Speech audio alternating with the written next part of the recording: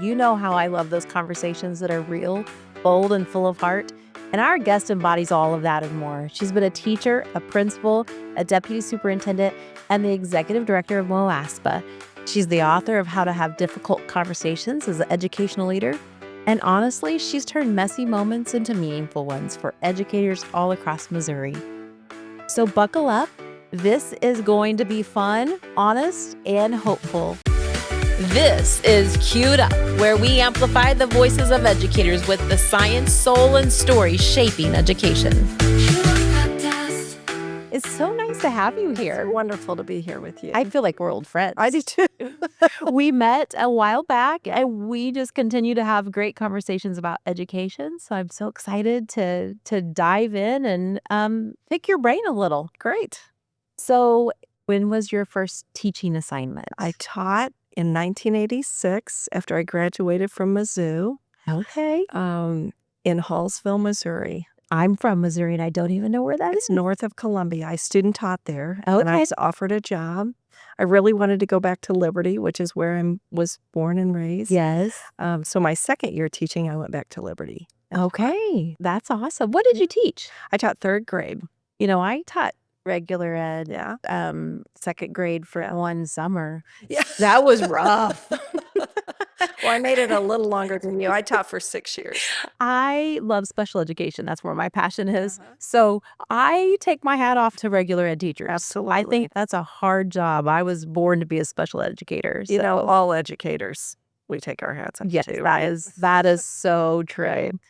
So in your career, what you've done is you've specialized in helping leaders and have those meaningful conversations. So I want to talk a little bit about that today. And I would love it if you could share a difficult conversation that you've had. And not only that, what happened that changed everything within that conversation?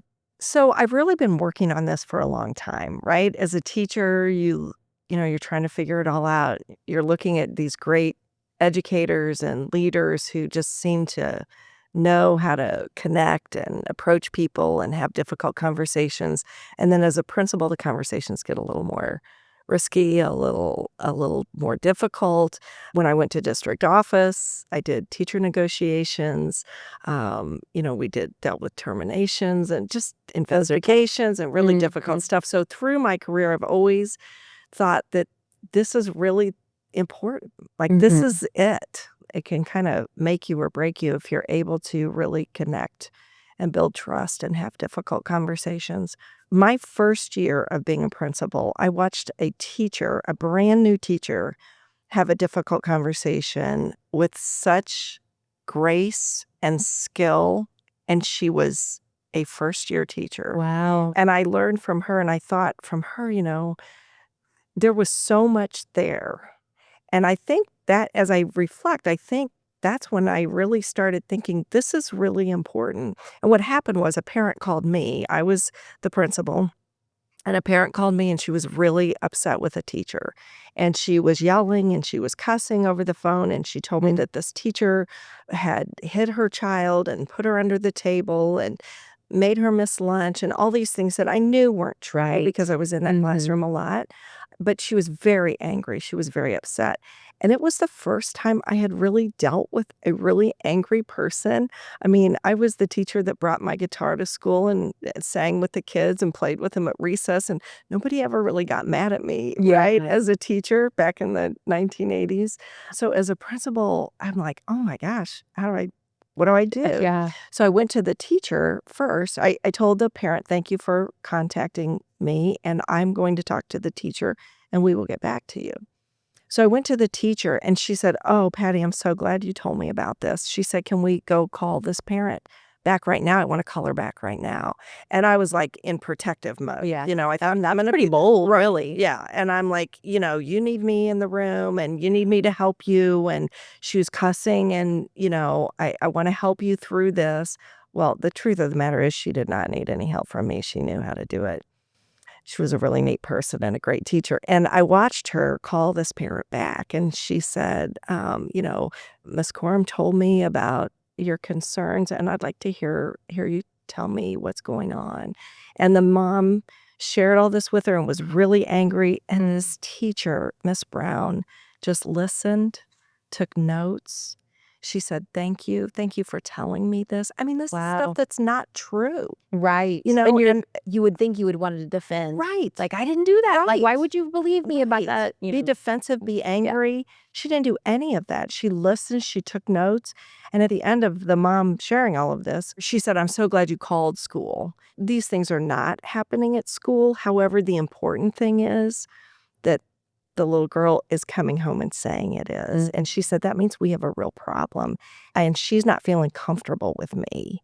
And I need to make some changes and do some things. I mean, she just embraced the emotion that the mom was feeling. And she said, would you come to school and let's talk? I want to show you our classroom. I want to show you where she sits. I want to show you where she eats lunch. I want to show you what happens when she gets angry at school and what we do about that, and see if you have better ideas for me. Wow. And that mom felt so heard. So heard. And she came to school and they met and they became best friends. And they, not literally, but, Yeah. at school, the mom never called me again. I was no help. This teacher You're like, asked, you were over there taking notes. Like, hey, hold on. We'll say that part again. right. I Yeah. remember at the end of one of her visits, Miss Brown said to the mom, I am so glad you made that first phone call to our principal. And she said, in the future, I hope you feel comfortable now calling me. But she said, but Yes. if you don't, keep calling Patty because she'll come and tell me. And she gave me credit, which I didn't deserve. But, it was just like she handled it with such grace and Yeah. such compassion because she knew the goal was to build a relationship with this mom. Yes. Because it's going to be a long year without that relationship. Right. And she didn't really have to defend herself. She just needed to embrace the emotion that was happening at the time and try to understand where it was coming from and then build that relationship and trust so they could have honest conversations. What an empowering story, too. I hope that someday I can get to that place. I mean, I can listen a lot, but then there's times where my emotions sneak back in. And to hear those tough things about you and to make that person feel heard and valued, even though it wasn't true, that is impressive. Right. So I learned, and I have another quick story. Yes, I would love to hear it. So a few years later, as a principal, I got called out to the superintendent's office. And he said, one of your teachers came to visit me and told me that there were some serious maintenance issues in your building and you're not doing anything about it. And I said, what are they? And he told me there were some broken shelves in some classrooms and some things happening, which I knew nothing about, but he shared that with me. Well, your first response is, anger, Yeah. defense. Why didn't that teacher come to me? Mm-hmm. Why don't I know about this? Yes. I thought I was building good relationships. And so the superintendent wasn't especially one of those real friendly, how's your day going? And Yeah. I'm sure you will take care of he just told me and I was out the door and needed to solve the problem. So on the way back to school, I thought, how am I going to deal with this teacher? Mhm. And I'm mad and I'm angry. I'm angry the way the superintendent approached it. Right. I'm defensive about why the teacher went to him and not me. Sure. And don't we have a better relationship? But I channeled Miss Brown and I thought about that. And I thought, what's the goal here? The goal is to build a relationship with this Yeah. teacher and to get the broken shelves fixed, right? It's not Right. it's not to be stuck on the things that you can't control, which is how the superintendent communicates or the fact that somebody goes out and goes over your head. I can't control that. There's nothing I can do about that. So stop worrying about that. And I went back and I met with the teacher and I said, I understand we have some maintenance issues, some safety issues. And she said, yes. And she shared them with me. And I said, thank you so much for letting somebody know. And I said, in the future, I hope you feel comfortable coming to me, but I'm going to get right on this and I'm going to get back to you about how we did it. And then I went back to her and I said, I was thinking it looks like a lot of people in the building trust you and come to you. So I'm thinking maybe you and I could meet every week and talk about things that are happening in the building that I need to know about. And again, we became very close. A lot of times there was nothing to talk about in the building. We got to know each other personally. Yeah. We just had great conversations because I opened myself up and I didn't worry about the stuff that really wasn't the point. So if you had not witnessed Mrs. Brown do her conversation, do you think you would have handled that differently? I don't know. I like to think of life as a journey, and Yeah. every conversation and every interaction helps us with the next one, Yes, right? for sure. So it was probably Miss I Brown. mean, this one's helping me right now for Yeah. my next. I'm listening to this thinking, okay, I didn't think of that. Why do we get stuck and worry about the stuff we can't control or other people's stuff? When really what I'm trying to do as a principal is build good relationships with staff Yeah. so we can tackle tough issues like how to help our kids the best way possible. Yeah. That's really what it's about. It's not about that you went over my head. Boy, but doesn't it feel that way in the moment? It's like, wait, why didn't you, I care. Why didn't you come to me? Right. Yeah. But maybe it's best just to let that lie, Yeah, of course. and deal with the real stuff. And I can do that when it's students. I'm really good at that with students. Like, I don't expect them to always do it right. I just meet them where they are. But I have a hard time sometimes doing it beyond that. Not that I don't think that they're professionals. It's just that it's probably my own insecurities if I think about it. Like, Right. That exactly what you just said is everything. And that's why the training that I do is messy to meaningful, starting with me, because it all starts with you. And the great leaders, and there have been so many in my 40 years of education, they have figured that out. yeah, They are self-aware. They are confident. They're so good with themselves that they can be still and listen to other people and value other people and try to understand other people. And it just goes so much further for the culture of the building, the climate of the building, the relationships. And I've watched so many people figure that out and do that. Then it makes life so much easier. I would think so. I imagine you've improved marriages through your I've training. improved my own. Well, yeah. Yeah. I mean, because what we're talking about is real life things, Right. principles that you can put into place that should impact all of your relationships. Right. So what is that messy to meaningful starting with me? What's that concept? In The Road Less Traveled by Scott Peck, the first sentence is life is difficult. Boy, isn't it? And he goes on to say, life is difficult. That is one of life's greatest truths. And once you understand that truth and accept that truth, then it transcends you. And what that means is, once you realize that life is going to be difficult, that's just the way it is. What it Once you is. stop fighting that life is difficult and accept it and anticipate it, then you approach things with grace and with wisdom and with courage. And I think what administrators do and what people do and what I certainly have done is we're fighting the fact that it's difficult. We're fighting the fact that a difficult conversation is going to be messy. Yeah. It's going to be awkward. It's going to We feel don't like funny. messy. We lay awake at night or we spend time fighting that truth when really if we just go, yeah, it is going to be awkward because you've known this person for 20 years.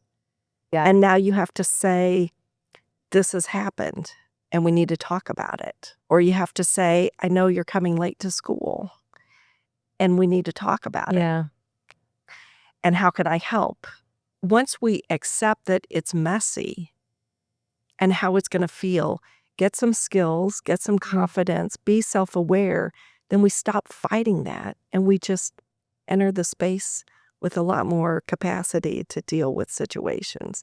And our relationships are so much better. I would assume that would be a game changer. I mean, I think back to my leaders that I've had in my education and being a teacher and things. And the leaders that I appreciated the most were the ones that knew how to listen. Yeah. They didn't always solve my problem, Right. but they knew how to listen. And they knew how to tell me when we had to stop talking about the topic. Right. I mean, I'll never forget when one of my bosses, every year I taught early childhood special education and we were potty training. Right. I mean, Right. working hard to do that. And I needed a bathroom in my room. I mean, everybody else had a bathroom in their room, but I didn't. Right. And every year I'd ask for a bathroom in my room and I wouldn't get one. And my boss would advocate and I wouldn't get one. My boss would advocate and I wouldn't get one. And probably about the 4th year in, getting to school, I had my annual conversation. I need a bathroom in my room. And she looked at me and she said, "We need to be done with this conversation. Yeah. You know, I have done everything I can do.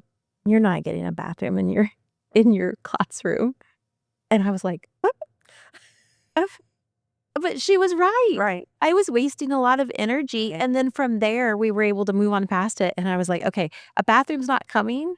So, I mean, I had done some strategies, of course, like, Right. "What am I gonna do? How am I gonna make this easier?"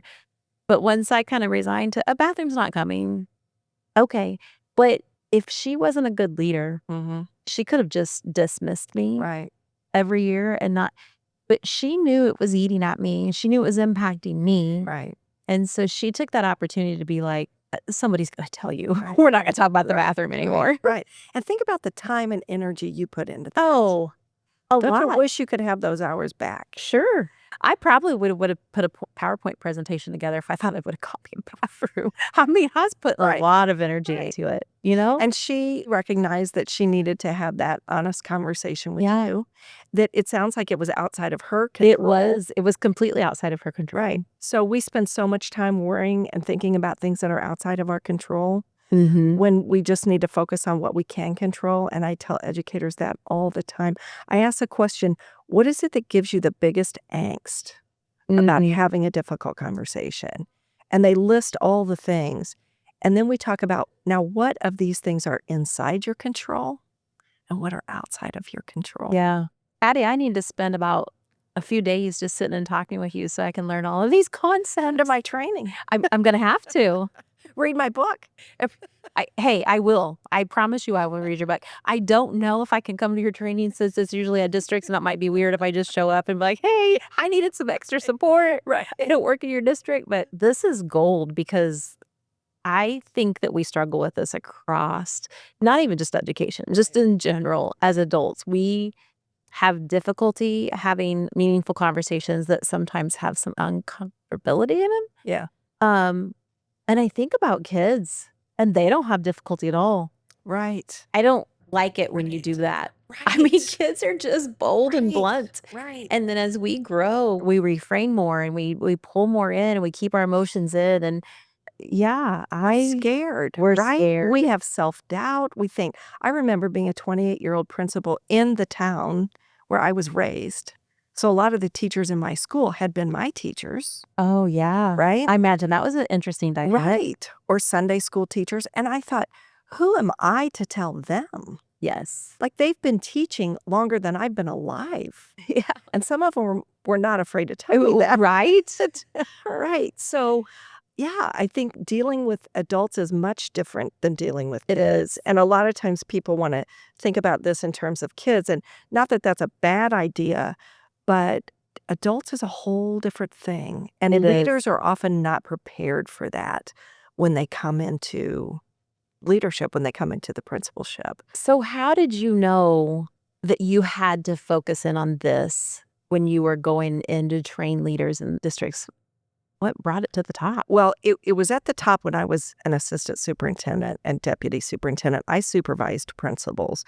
And I learned that I had kind of figured it out when I realized they were calling me constantly. The Mhm. principals were, "Patty, I'm getting ready to have this conversation with this teacher or this custodian or this secretary. And I know she's going to lie to me, or I know he's going to Yeah. be very upset and he'll probably start crying, or I know he's got issues at home which are impacting his work. And I don't know how to dance around that or talk." They just Mhm. didn't. There's Yeah. so many issues in people's lives, not just education, in people's lives that bosses deal with. And so when people started calling me at 10 o'clock at night or 6 o'clock in the morning, preparing for these Yeah. conversations, and I would tell them, think about this, think about listening, and they would say, "Could I just have an earbud in my ear and you tell me what to say when they respond like that?" I realized I had sort of figured it out, and it was from watching all these great educators through my years. Yeah. Like watching great people do it with such confidence and not being defensive Mm-hmm. and being great listeners and really valuing other people. And I started writing it down. That's what I was going to say. Like, Yeah. what was that I process? did. Did you just start? I made lists. Yeah. I made lists. I thought I would be a superintendent someday. I never made that. My superintendent in Fort Zumwalt never retired. Still going strong? He actually did retire a couple of years ago, but I realized I'm never going to make it to that. But he was a great mentor, as were so many people. And I just watched them and I realized there are strategies we can learn. Yeah. There are skills, there are dispositions, there are attitudes. So in 2014, when I retired and started doing training, I was actually started doing training on how to give teachers meaningful feedback when you went in for observations and evaluations. And it was based on looking for strengths. And I worked with Mike Rutherford, who's a well-known leader in the state of Missouri and really across the world. He's written books and done a lot of work on 30-second feedback and giving teachers feedback on their strengths and talents. And that was really positive work. And what I found when I was doing that work is principals said, "This is all great and we love it. Will you also do a session on having difficult conversations?" And that's where I felt like they were really lacking. So Sure. strengths-based leadership has caught on and people are doing some remarkable things with that. Mm-hmm. And then they also need to know how to have good, trusting, positive, meaningful conversations when the message isn't stress-based. Yeah. When it's not about what you're doing great, but it's about what needs to improve or something that went wrong. Because it's easy to have that conversation. Let's talk about everything you're really good at. I mean, that's an easy conversation to walk into. But when you have to switch it up and say, by the way, there's a few other things we need to mention, Yeah. that becomes a delicate thing. And It especially does. when you are working with people that have maybe had some past injury in the way leaders have given them feedback, or they have things going on at home. Like all of those exterior influences on what is going on here Right. play into that. I've never been a principal or anything like that, but I'm certain that you get to that place of this pit in your stomach, like, oh, I gotta talk to Joe about this. And I don't want to. And especially because you build a community. You know each other. I mean, you might have all gone and got pizza last night. And now today we have to have a difficult conversation. Yeah. That's what I always said. You're really living with these people. You spend more time More with them than anyone. 100%. So this just started building as people were asking for that because of my experience and because of HR. We have Yeah. a lot of difficult conversations. So they were asking for that. And then it just grew because, then you start thinking we have to prepare for these things. Yeah. I mean, you have to have a relationship before you can bring up something difficult or messy. You have to ask questions. You have to know the context. I mean, you walk into a teacher's classroom and it kind of seems chaotic and the teacher is at her desk checking email. Well, you may have an immediate judgment about that or immediate response, but it may be none of that. It may be not what you're thinking. Absolutely. There may have been an emergency for that teacher to deal with and maybe the kids were taking a brain break or whatever. So we have to get to know each other. We have to ask questions. We have to know teachers. We have to know our support staff, what their patterns are, what their needs are before we can and build that trust so that then we can have those conversations. So thinking about like shifts that we've seen, what's the most powerful shift that you've seen in school or the districts when leaders truly listen? Well, the shifts I see are in individual people that I work with. That I've worked with as a teacher, principal, district office person, or as a trainer. But I hear people's stories about, I had a principal tell me the other day, Patty, I'm having conversations that I've never had before because of our trainings, because I'm embracing, and it's not just my trainings, it's everybody. I mean, a lot of people are talking about this. It's what we used to call soft skills, but they're really essential skills, right? They're figuring these things out. And when principals figure that out through mentors or people that help them, or trainings or books, they go, wow, it changes me because teachers now know I value them. Of And I course. care about what they're Yeah. going to say. And I ask questions. I don't just, we really get into listening, like not hijacking the conversation. If I say to you, how was your morning? And you say, oh my gosh, I had a terrible morning. And I say, oh my gosh, I had a terrible morning. And then I start talking about my morning. Yeah. Then I've left you. I've left you with what you were going to say. Yeah. And that's not fair. So how about, oh gosh, Tracy Lynn, tell me about Yeah. your morning. What happened? And then you tell me, and then I go, oh gosh, that must have been really hard. What did you do? If I Yeah. stay with you, that makes you feel valued. That makes you feel important. That makes you feel heard. If I start talking about my difficult morning, chances are our difficult mornings are very different. Yeah. Mine might have been traffic from St. Louis. Yours might have been the coffee pot broke or you couldn't find your lipstick. I don't know. It's Maybe both. It's different, right? Maybe my lipstick was in my coffee pot. That's why it was broke. Right.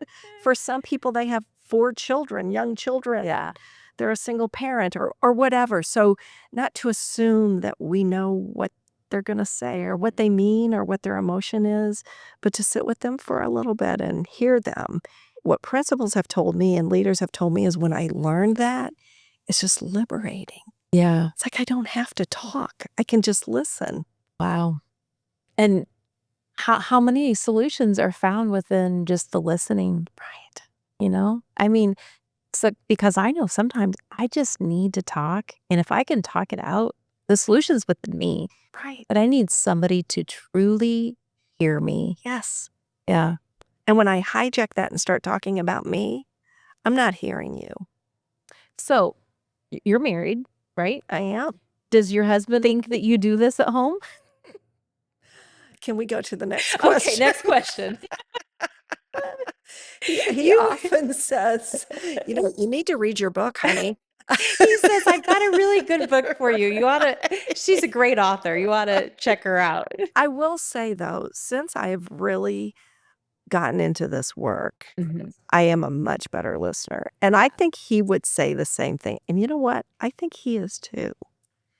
Because we've sort of gone down this journey together. Yeah. And so when he wants to share with me about, football or something I'm not necessarily interested in, but if I stay with him and ask questions, is that the same team that you were talking about last week that got the new coach or whatever? And he said, yeah. And remember, we went to that stadium, when we first got married. And I go, oh, yeah. Was that the stadium that, had the really good hot dogs or something, which would have been important to me?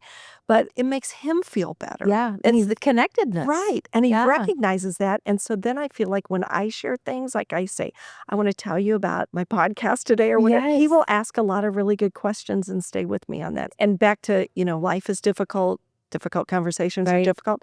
Marriage can be difficult, right? Absolutely. And once you accept that and anticipate there's going to be ups and downs, there's going to be good days and bad days. And like he says sometimes, honey, every day is not a 5-star day. Once you accept that, then it's so much easier to go, okay, he left the closet door open again. Like, I could have anticipated that, and it's okay. Like, stop fighting Right. that stuff. We do spend a lot of time fighting things that don't matter, right? Right. That is, I love that story. Thank you. You're welcome. You work across many systems and within many contexts. What patterns do you see emerging in education and leadership today? It's funny because so many things are different, right? I mean, our politics are different. Our world is different. Technology is different. So things seem harder in some ways or more challenging to some educators. But on the other hand, if you sit down and talk with people, things are much the same. Yes. Right? We're still dealing with the same kinds of things. I mean, kids are still really excited about the first day of school, Yeah. right? Teachers still don't sleep before the night before Right. school starts. Teachers are still going to bed every night thinking, how can I help this one child? How can I do it differently tomorrow to connect? We're still celebrating all those great things that are happening in schools, and people are people, and we're trying to connect and have relationships. So there's so many common things Right. that people deal with today than they did in the 1980s. Yeah, and we're people, so we're gonna have the same issues that Right. we had 50 years ago. With technology might change, so it might change the actual issue, but really, underneath it all, it's all the same. Right. I've taught from early childhood to up to 21, in special education, and I always say to people, I say, "Do you know what the difference is in teaching a 3-year-old, a 7-year-old, a 15-year-old?" And they're like, "No," and I'm like, "They're taller." I mean, really, Right. they're still gonna be upset that their friend did something. They're still gonna tattle. They're still gonna need help. They're still gonna be, in deep inside really wanting to do well. They're the same. They're taller. It is so Yeah, true. there's really not a big difference. To me, I thought I was gonna love working with the littles, and I have found that I just love working with Yeah. people, you know? That's so true. And in education, I mean, teachers are I love going into schools because people wanna help people. That's why they got Yes. into it. Yeah, you don't go into school 'cause you wanna focus on yourself. Right, right, right. You're there to serve others, Yeah. and you wanna help the students, and you wanna help your colleagues, and you wanna help your principals, and that's why I try to tell people really do wanna connect. They Yes. really do wanna have a good relationship with you. Kids wanna like their teachers, kids want teachers to like Yes. them. Teachers wanna like their principals. I mean, that's still principals want their staff to like them. I mean, Yeah. we want to connect in positive ways, Yeah. and sometimes we just get caught up on things that don't matter or things that we can get through if we just would slow down a little bit and focus and listen Yeah. and be okay Sometimes with it's ourselves. hard to slow down. And, if you think about it, being that active listener, that's what we struggle with is the slow down. Get your brain to slow down and truly hear what that person is saying so that you're not thinking of what you're gonna say Right. next or moving on. How do I get the conversation to where I'm trying to, what your agenda is or whatever that is. So, Right. if you had to name one conversation that every school leader should know how to have, what would it be? I think it's any conversation, right? Okay, I tell me about I that. think strategy and skill and attitude and disposition, you can use the same strategies across any conversation, Mhm. like listening. Yeah. Like if someone is hurting, listen. If someone is angry, listen. If someone is doing a great job and you want to be sure they know that they have strengths and talents in that area, that's a really important conversation. So have that and then listen to them celebrate. Yeah. Listen to them talk about it. Teachers are teachers and they'll say, "Okay, but what can I do better? Or how can I do?" But celebrate with them and Yeah. say, "Talk about how you do that great thing." I mean, I think your question is what conversations should be had? Yeah. Don't avoid the conversations. Walk up and down the hallway, go into the classrooms, and great principals do this, and great educators do this, and great custodians do this, and great Yeah. superintendents do this. They walk around and they share with people, they collaborate, they see, they observe, they ask questions, they listen. They're okay with themselves. If you're having a hard conversation, be sure you let the person know why you're having the Yeah. conversation. Tracy Lynn, I wanted to talk with you today about this. And Mhm. I know it might be a little bit uncomfortable, but what we're going to do is just talk. And I want to Yeah. hear you explain how you're thinking about this. And then I'm going to explain some things I've observed. And then I hope at the end we can just come together on if there are some changes that might need to be made and how I can help you do that. Yeah. And then the person's not scared, they're not fearful, so that's like a strategy, Mhm. right? So there are some strategies, but once you learn those common strategies or techniques or skills, and once you have the right attitude and disposition, then I think you can have any conversation. And then you just Yeah. need to go out and have them and connect with people and not be afraid of that. We're definitely connecting after this so that I can be like, "Okay, first I'm gonna get your book." Okay. That's gonna be the very first thing I do. I'm gonna get your book, I'm gonna read it, and then I'm gonna follow up because I want to master this. I want to own this world because I truly care about people. And sometimes I feel like I'm not able to effectively express that to people and they don't receive it in the way I want them to. And maybe it's because I need to learn how to listen better. Ooh. Yeah. I mean, I want to be a good listener. I desire that, but I never even thought about that there's skills I can practice to be a good listener. I think as a teacher, one of my strengths was I would have a student and something wouldn't be working, whether it was teaching them how to read or teaching them how to come in quietly or whatever it was. So something wouldn't be working. And I was really good at analyzing it and figuring out what I could do differently to get the result I wanted. So you would think I'd be able to take that skill and just go, okay, well, I can do it here. So now let me do it over here. And I struggle with that. I really do. I struggle with it. So I'm gonna have to really take a look at this and just look at my listening and figure out I listen to kids. I listen to students. I listen. So how do I translate that into all walks of my life? Yeah. Yeah. It's harder. I think it's harder. There's something about dealing with adults that's just different. And think Yeah. of all walks of life, not just being a school principal, but, if you serve on a community committee or board or relationships, if you have a mother-in-law or a daughter-in-law, it's really about those relationships. And how do you get that so that it's forever trusting and not forever a 5-star day? Our daughter-in-law said this to me one time. She said, they've been married, she and my stepson, about 13 years now. Time flies, maybe 14 years.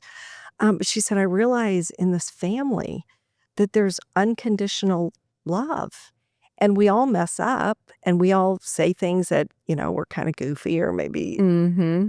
you know, wasn't the right thing to say at the right time, or maybe we can't go to dinner, when we said we would, but she said this family forgives and loves and cares about each person. And I think that's part of the journey too. And listening shows that you care. For sure. And it shows that you Yeah. really value the other person enough to sit still and hear their story. And then you remember it, and then you can go back and say, well, tell me more about that. So you said you loved early childhood, but you also worked with 21-year-olds. So tell me about that. Or why did you you just, Yeah. you remember, I will remember that about you because I was listening to you. Yeah. That's so cool. And That great really educators do that all the time. It's so fun to be in schools and watch people connect. And Yeah. it happens everywhere. There's so many great things like that going on in schools and development and people. I mean, we're in the teaching and learning business, right? So Right. we're trying to learn along the way. But you didn't realize you came here just to teach me this. I thought we were going to be talking about HR and retention Right. of teachers. Oh, And gosh. here we are talking about how to listen. And that's how you retain teachers, by the way. Ooh. Listen to them.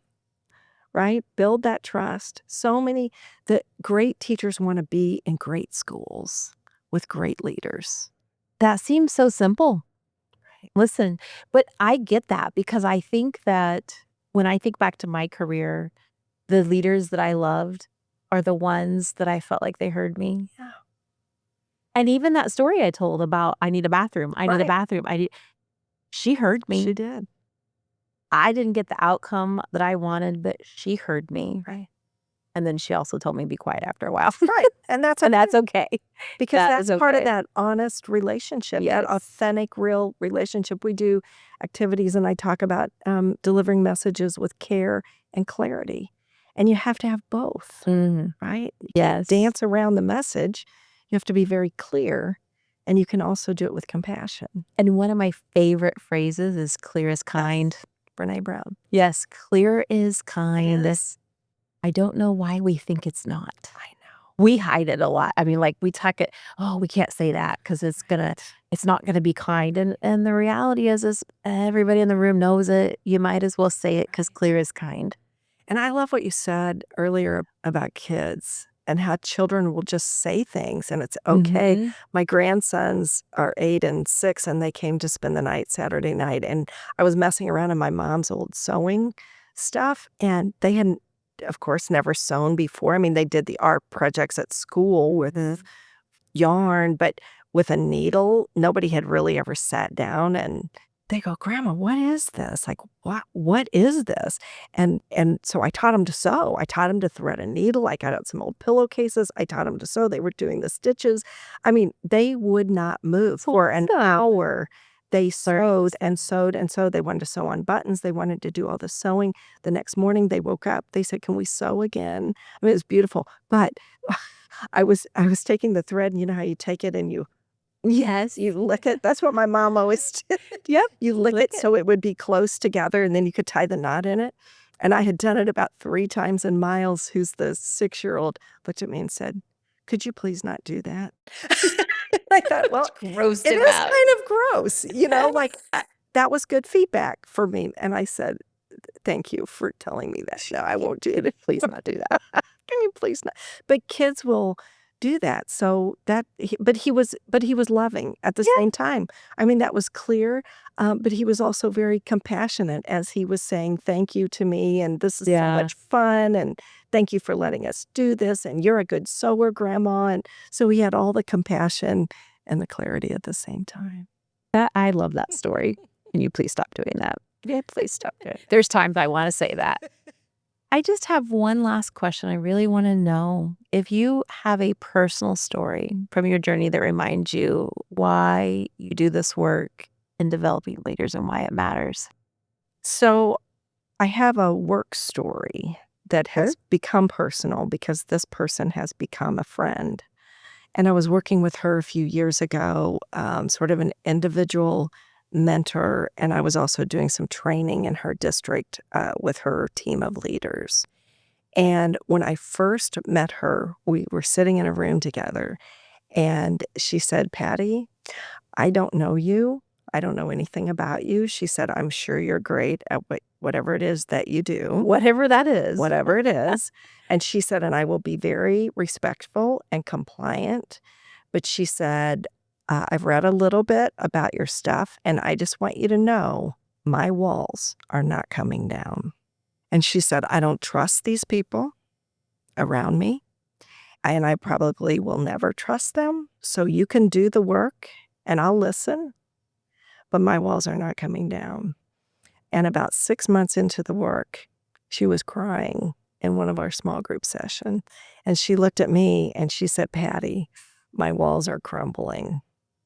Wow. And she looked at another person in the room and said, "I owe you a deep apology." And she said, "I can't imagine what it must have been like to work with me. And I am sorry." And she said, specifically, "I'm sorry for," and she named a couple of things that she had said or done that she thought was inappropriate. Now she thinks that. And she said, "I wasn't a very good leader, and I'm going to be better." And what she will say is it's all about looking inward. It's not about these people can't be trusted. Mm. And we all have boundaries, right? We all have different levels of trust with different people. That's okay. But we don't have to have walls around us and stop trying to connect with people in meaningful ways.